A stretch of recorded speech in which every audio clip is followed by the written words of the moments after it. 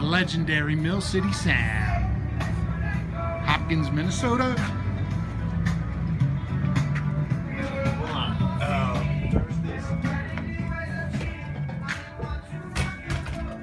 Xanadu.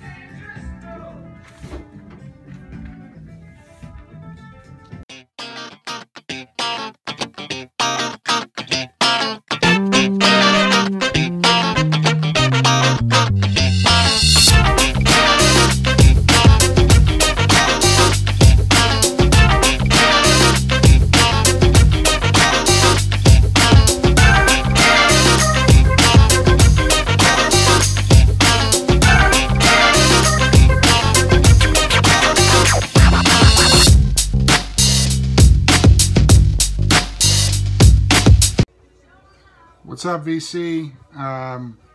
Stavros, back from the den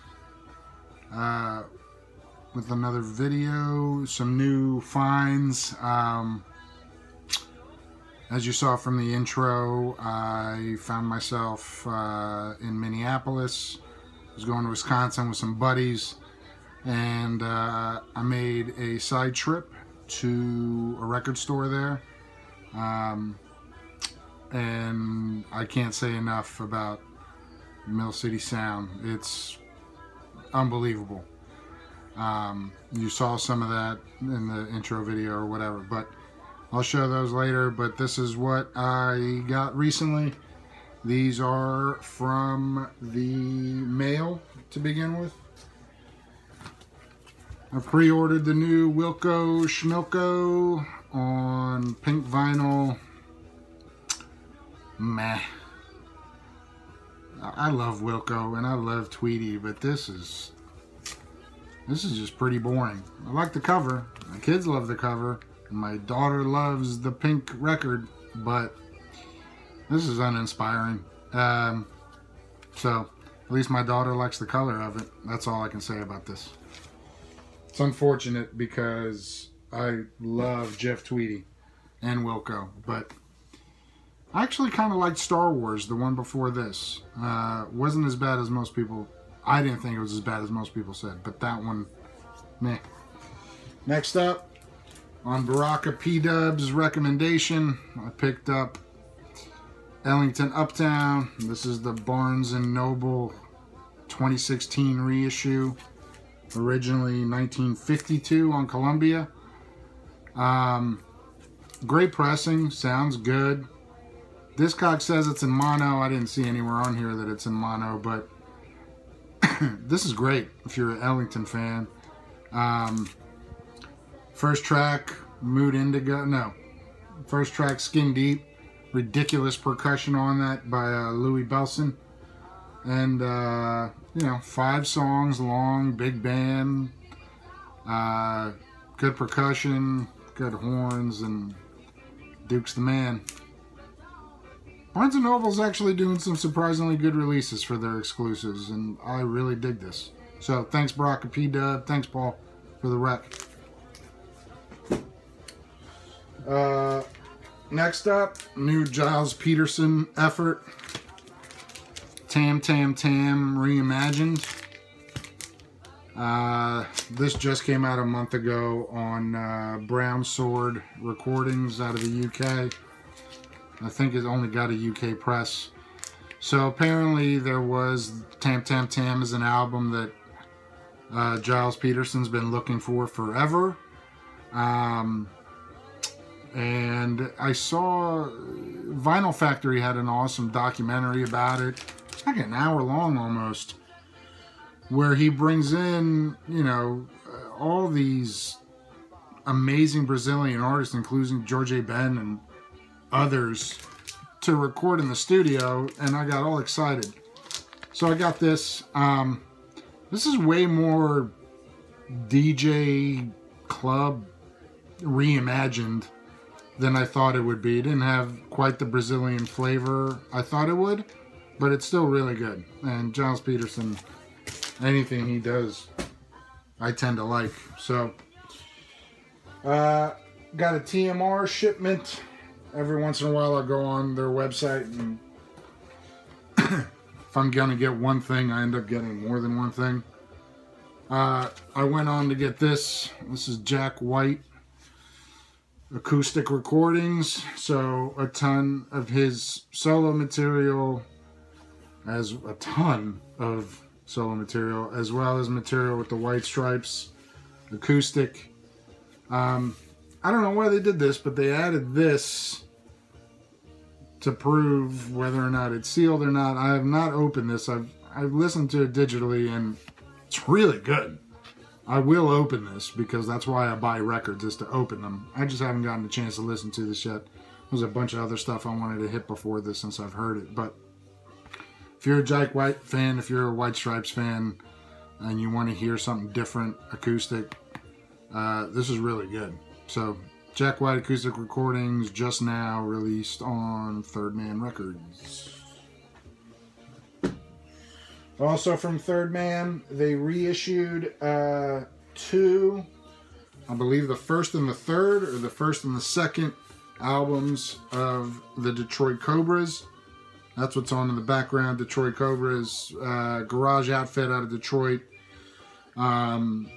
They got really their albums were only covers. They got really popular in the UK, and Rough Trade actually signed them for one of their records. But this is the first one. Detroit Cobras, Mink, Rat, or Rabbit. Garage Band. They got some good covers on here. Cha Cha Twist was funny. It's Easier to Cry. Midnight Blues. So 13 tracks. Sorry. What are you gonna do? And really fun listen. And here's the third album, I believe. Life, Love, and Leaving. She's great. She's the lead singer, and she is phenomenal. Really enjoyable covers, garage style rock, and really affordable on TMR. And this also kind of proves to me that United pays way more attention to Jack White's, to Third Man Records stuff in general than everyone else's, because these pressings were clean, they were flat, they weren't scuffed, there was no fingerprints, they sound good, as opposed to every other artist who uses United.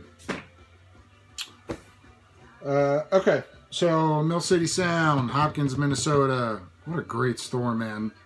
Everything was like Roger Coleman says about Grimey's in Nashville. They do so much business, they have so much stock that everything's priced to sell. I got 1, 2, 3, 4, 5, 6, 7, 8, 9, 10 records, and I spent $100. So I was really happy about that. So here they are in no particular order. Stone Story. This is a Dutch import. Nice booklet inside that I can't read, but maybe I'll scan it and send it to Paul, ex-Junkie NL. Maybe you can translate it for me. But you know, I'm a Stone sucker. Dutch press, bootleg, whatever you want to call it. Rolling Stones. And looks like these were Olympic Studios in London, RCA Studios in Hollywood. I don't know if these are live recordings or not. I think they are. But really nice. So, and bear in mind, all these were $10 or less. I can't find Frank Zappa in Philadelphia. I know you guys find it, but I went to this place. I at one point had 12 Zappa records in my hands, and I was like, all right, slow down. You're going to go crazy. So I only left with one Zappa record. Apostrophe. Awesome copy. OG press. Delicious. And all these were, you know, the covers aren't, well, the covers are actually in decent shape. But the records are all minty. And a lot of these I can say I bought because of recommendations from the VC. For example, Gabor Zabo Mizrab. I had no idea this existed until Diana digging the crate, who's taking the VC by storm, showed this, and I checked it out on YouTube and loved it. So, snatched that. This is on CTI 73, I think? 73. Delicious. With a pretty ridiculous cover version of Summer Breeze, which I hate that song, but this was enjoyable. McCoy Tyner, Sahara, OG copy, good condition. It's McCoy Tyner, you all know him, awesome. I also jumped into a little ECM, partly because of Diana did her recent ECM thing, but that was after I went, and I don't know, all you guys show ECM, why not test some of this stuff out? Gary Burton Quintet, got some vibraphone action, Pat Metheny plays on this, very nice to work to, very nice. Let's see, what is this? 1976 CCM, Gary Burton Quintet, Dream So Real. And then Gary Burton and Chick Corea live in Zurich, 1979. This is a promo white label promo. Very nice. There's not much. I'm not gonna. You guys know about this stuff. It's jazz. It's ECM. It's smooth. Another one from Diana. This wasn't the album she showed, but it's a band she showed, and I loved it. Rhinoceros. You know, this kind of classic rock, I guess you would call it, used to be right up my alley, and I'd never heard of these people. And I put this on yesterday. It's really nice, man. I dig Rhinoceros. You can find them for cheap. Some good rock, some Psych.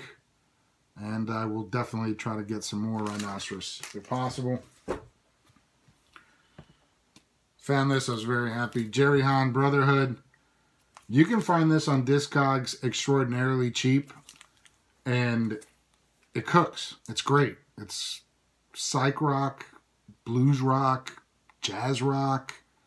Very talented. Very juicy. I love this album. I wish I could remember who in the VC showed this, because I didn't know this existed. And I saw it months ago. I put it on my want list for months. But I never pulled the trigger on Discogs because the copies, you know, if they're VG or whatever they are, VG Plus, I want to look at them first. But found this in Minnesota and nabbed it. Loved it. I also had in my hands, you saw it in the first video, an OG copy of Benzitin, which Big Star showed in his most recent, I think it was one of the most recent videos.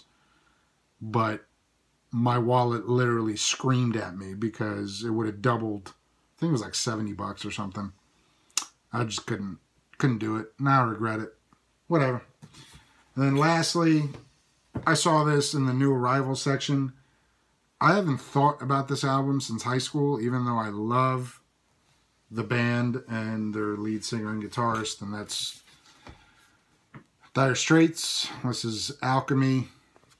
This is a promo copy on QuiX2, which I've heard rumor that QuiX2 uses some different type of vinyl. If you hold it up, it is a little translucent, and this sounds amazing. And this was $9.